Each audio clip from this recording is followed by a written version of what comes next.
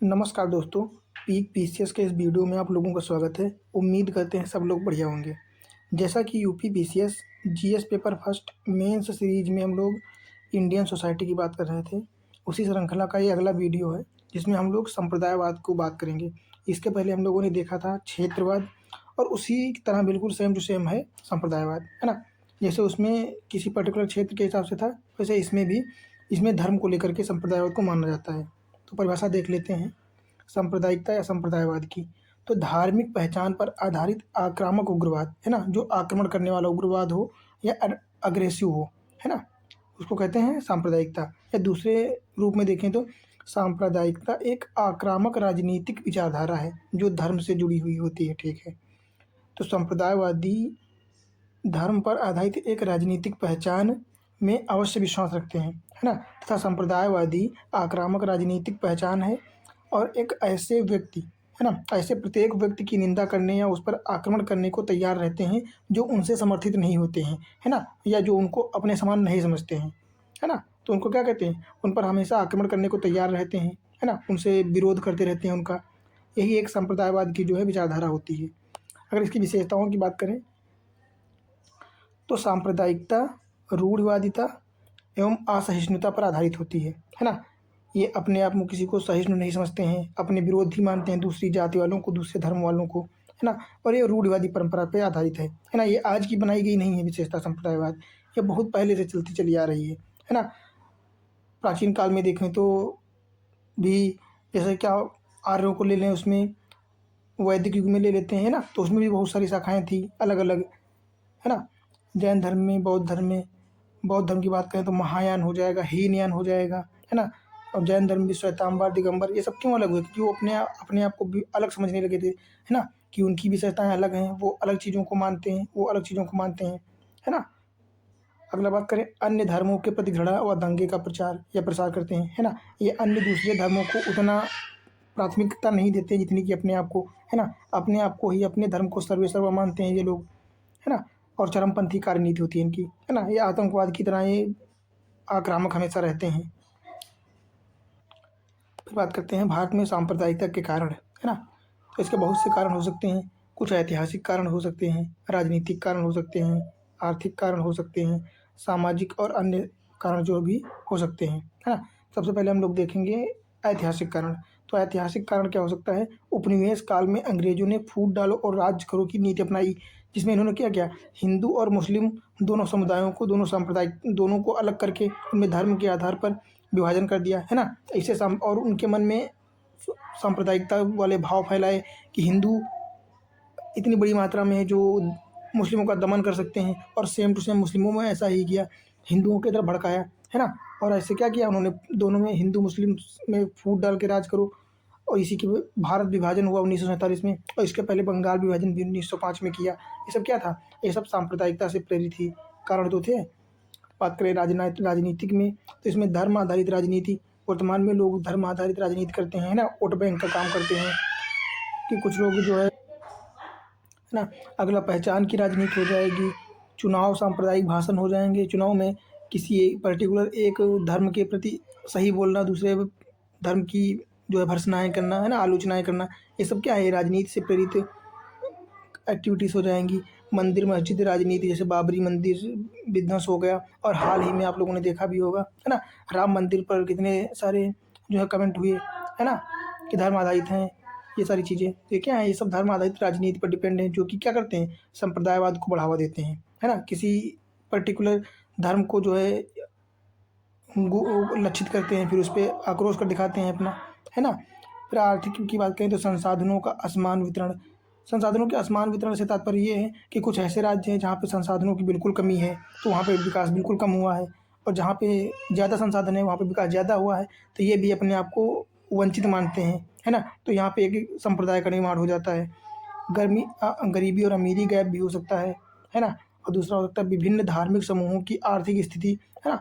मान लो हिंदू लोगों की आर्थिक स्थिति बढ़िया है और उनकी अपेक्षा मुस्लिम की ठीक है थोड़ी बहुत, पर ईसाइयों की ख़राब है, तो ईसाई एक अपना संप्रदाय इनका एक अलग समूह होगा, संप्रदाय होगा, और ये इन लोगों से जो है हमेशा अग्रेसिव रूप से बात करेंगे, क्योंकि इनका विकास ज़्यादा हो चुका है, तो ये क्या समझेंगे, ये समझेंगे कि सरकार इनकी तरफ है, इनका ज़्यादा फ़ायदा कर रही है, इनके लिए ज़्यादा नीतियाँ बना रही है, हम लोगों का सपोर्ट नहीं कर रही है ना। इस प्रकार भी जो है संप्रदायवाद बढ़ सकता है, जिससे आंतरिक विच्छेद उत्पन्न हो सकते हैं देश में, है ना।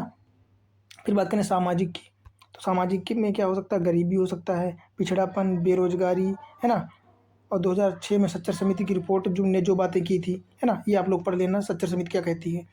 गरीबी पिछड़ापन क्या मतलब, जब गरीब होंगे लोग तो अपने स्वास्थ्य की चीज़ें भी नहीं इकट्ठा कर पाएंगे, है ना, खाने पीने की भी व्यवस्था नहीं कर पाएंगे, अपनी आवश्यकताओं की चीज़ें जो है मैनेज नहीं कर पाएंगे, तो क्या आएगा उनमें, एक रोष टाइप में आएगा, है ना, आक्रोश आएगा कि वो क्या करें। इस प्रकार जो है संप्रदायवाद जन्म ले लेता है। अन्य कारणों की बात करें तो विदेशी ताकतों द्वारा सांप्रदायिकता का प्रसार हो सकता है, जैसे ISIS हो गया, है ना।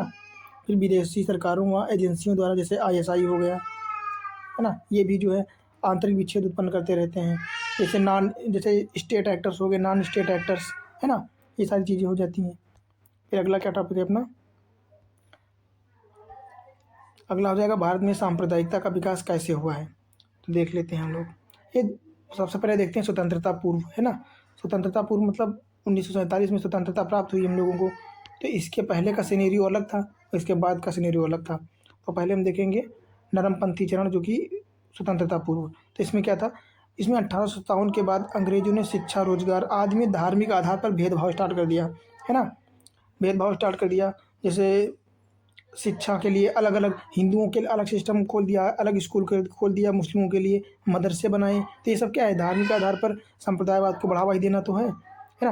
पहले इसके क्या था कि हिंदू, मुस्लिम, सिख, ईसाई सब आपस में एक साथ बैठ के पढ़ते थे, पर इनके आने से ये क्या किया इन्होंने, हिंदुओं के अलग, मुस्लिमों के लिए चर्च, मुस्लिमों के लिए मदरसे, ईसाइयों के लिए चर्च, सिखों के लिए कुछ और, इस प्रकार की व्यवस्थाएं करने लगे, है ना, जो कि विभाजन का एक कारण बना। अगला हो सकता है 1880 में सर सैयद अहमद खान ने कांग्रेस को हिंदू समर्थक दल बताया, है ना। इन्होंने साफ साफ कह दिया कि भारतीय राष्ट्रीय कांग्रेस जो है ये हिंदुओं को बढ़ावा देती है, हिंदुओं का समर्थन करती है, बाकी अन्य जाति धर्मों को जो है इनके खिलाफ है या इनका उतना ध्यान नहीं दे पा रही है। ये भी एक गलत स्टेटमेंट था, निगेटिव स्टेटमेंट। फिर मुस्लिम लीग की स्थापना 1906 में हो जाती है ना। तो यहाँ पे INC के साथ, भारतीय राष्ट्रीय कांग्रेस के साथ एक और लीग बन जाती है जो मुस्लिमों का समर्थन करती है ना। तो यहाँ पे दो संप्रदाय हो जाते हैं एक हिसाब से। फिर बात करें 1909 मार्ले मिंटो सुधार, इसमें क्या किया गया था, इसमें मुस्लिमों के लिए 1909 में जो है अलग आरक्षण कर दिया गया था कि मुस्लिम लोगों पर, मुस्लिम सीट पर जो है मुस्लिम ही लड़ सकता है और वही जीतेगा, और सिर्फ मुस्लिम लोग ही वोट दे सकते हैं। तो ये आधार था, और यही जाकर के 1919 में जो है मॉन्टेग्यू चेम्सफोर्ड सुधार अधिनियम में बढ़ा दिया जाता है ना। सांप्रदायिक आरक्षण बढ़ा दिया जाता है, किसके लिए, मुस्लिमों के साथ सिख हो जाएंगे, ईसाई हो जाएंगे, इनके लिए, अन्य जातियों के लिए भी बढ़ा देते हैं। तो इस प्रकार जो है बढ़ता रहता है संप्रदायवाद। और 1932 में सांप्रदायिक पंचायत भी आता है ना, जिसको कम्युनल वार्ड कहते हैं हम लोग। हालांकि ये सब तो आप लोगों ने पढ़ा भी होगा हिस्ट्री में। फिर उग्रवादी चरण की बात करें तो इसमें क्या होता है, इसमें अंग्रेज़ों की सांप्रदायिक रणनीति, जिसमें पाकिस्तान होती है। फिर रहमत अली के द्वारा गढ़ा गया शब्द पाकिस्तान की मांग करते हैं, है ना। कौन करता है, मोहम्मद अली जिन्ना। फिर हिंदू महासभा व राष्ट्रीय स्वयं संघ, इस प्रकार के संगठन बनने लगते हैं। अब बात करते हैं हम लोग स्वतंत्रता के पश्चात सांप्रदायिकता का विकास जो है किस प्रकार हुआ।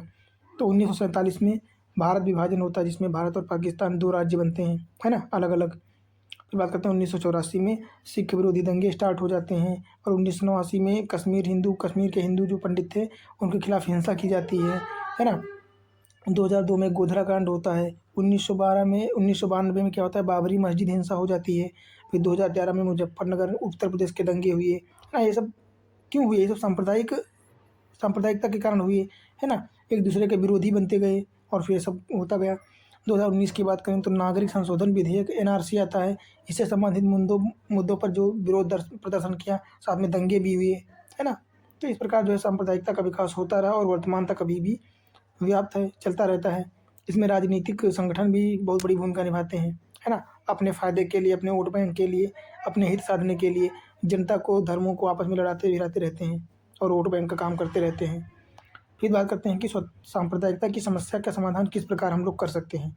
तो ये दो प्रकार से हो सकते हैं, एक तो अल्प अवधि शॉर्ट टर्म्स हो सकते हैं और दूसरे लॉन्ग टर्म के लिए कर सकते हैं उपाय। सबसे पहले हम लोग देखेंगे कि अल्प अवधि वाले उपाय क्या क्या हो सकते हैं। तो धर्मनिरपेक्ष संस्कृति को बढ़ावा देना, है ना। एक ऐसी संस्कृति को बढ़ावा देना जिसमें किसी भी धर्म, जाति, इन चीज़ों का समावेशन ना हो, सभी के लिए समानता दी गई हो, है ना? धर्मनिरपेक्ष संस्कृति हो। फिर बात करते हैं सभी वर्गों का, सभी धर्मों का समान सम्मान करना, है ना? जैसे हिंदू हैं वो मुस्लिम की संस्कृतियों, परंपराओं का सम्मान करें और मुस्लिम तो कर हिंदुओं का करें। इसी प्रकार सभी धर्म एक दूसरे का सम्मान करें, सहिष्णुता के साथ रहें। जैसे वर्तमान में दिखाई भी पड़ता है, जैसे होली हो गया, दीपावली हो गया, तो इसमें हम लोग आपस में समावेशित होते हैं। हिंदू लोग मुस्लिम के वहाँ जाते हैं, जैसे ईद हो गया तो मुस्लिम के वहाँ हिंदू लोग जाते हैं, होली पे हिंदू के वहाँ मुस्लिम लोग आते हैं, तो ये सब चलता रहता है। ये सब क्या है? ये सब संप्रदायवाद को कम करने के उपाय हैं। अगला कट्टरपंथी ताकतों से जो है इनके प्रसार को रोकना, जो कि राजनीतिक संस्थाओं के कार्य होते हैं, तो उनको कम से कम करने के प्रयास करना। अगला क्या कर सकते हैं? सोशल मीडिया में हो सकता है, इसमें वैधानिक प्रबंधन हो सकता है ना? सोशल मीडिया के माध्यम से वर्तमान में अगर बात करें तो बहुत ज़्यादा जो है ब्लंडर फैलाया जा रहा है, उसको कम किया जा सकता है। चुनाव में सांप्रदायिक विचारधारा पर रोक लगा देनी चाहिए, है ना? जो है जाति वोट बैंक का काम कर लेना चाहिए। मीडिया, नागरिक समाज, निर्वाचन आयोग आदि की भूमिका भी इस क्षेत्र में अच्छी हो सकती है। फिर बात करें सांप्रदायिक दंगे जो हैं, इनको सांप्रदायिक दंगे होने से पहले ही रोक लिया जा सकता है ना?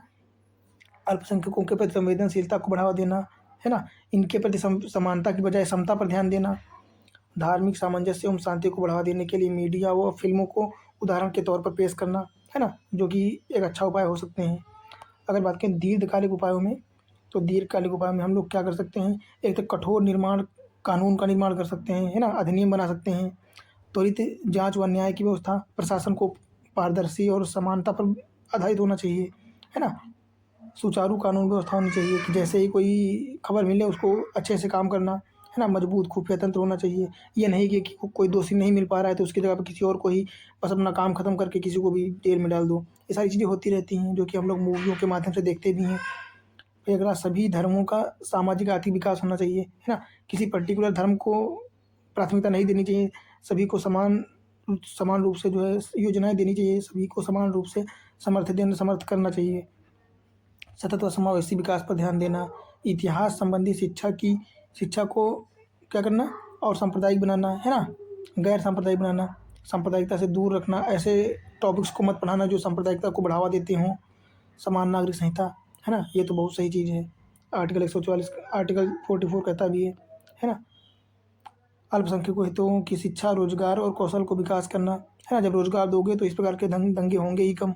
शिक्षा को बढ़ावा देना, है ना? धार्मिक शिक्षा को बिल्कुल ख़त्म कर देना, ये सारी चीज़ें जो हैं लॉन्ग टर्म के लिए सांप्रदायिकता को ख़त्म कर सकते हैं। तो इस प्रकार हम लोगों ने जो है सांप्रदायिकता का पूरा चैप्टर ख़त्म कर दिया है और उम्मीद करते हैं कि इसमें सारे टॉपिक जो हैं, इसमें सारी टर्मिनोलॉजीज़ हो चुकी हैं कंप्लीट, और उम्मीद करता हूँ कि इससे आने वाले क्वेश्चन आप लोग आराम से आसानी से टैकल कर पाएंगे और बढ़िया से रिप्रेजेंट कर पाएंगे। तो बस यही है कि वीडियो देखने के लिए आप लोगों को धन्यवाद, और मिलते हैं फिर अगले वीडियो में, जिसमें हम लोग बात करेंगे पंथ निरपेक्षता, है ना? सेक्युलरिज्म की बात करेंगे, धर्मनिरपेक्षता या पंथ निरपेक्षता। तो मिलते हैं फिर एक नए वीडियो में।